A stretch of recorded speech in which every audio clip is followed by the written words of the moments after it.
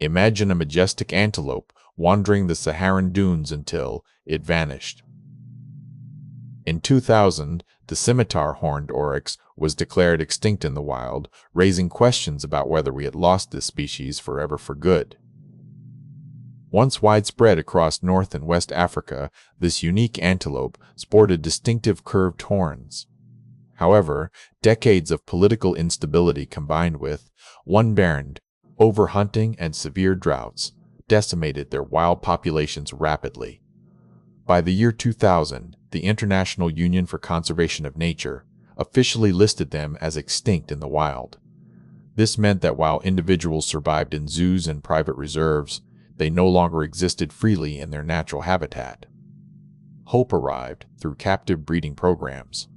Conservationists began releasing these animals back into the desert, specifically targeting areas in Tunisia and Chad, where surveys confirmed that suitable habitats still existed. The results were staggering. By the time of the latest assessments in 2023 and confirmed as recently as mid-2025, the species was downlisted from extinction, proving that human intervention could reverse a death sentence.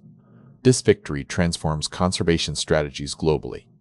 It demonstrates that even when a species seems gone from the wild, dedicated breeding and reintroduction can restore biodiversity where nature alone failed. Today, the Scimitar-Horned Oryx stands as a beacon of hope. It is no longer extinct in the wild, serving as an inspiring example that conservation efforts can truly bring species back from the brink of total loss. This story proves that nature needs our help to survive. What other extinct in the wild species do you think could make a comeback? Let us know your thoughts in the comments below.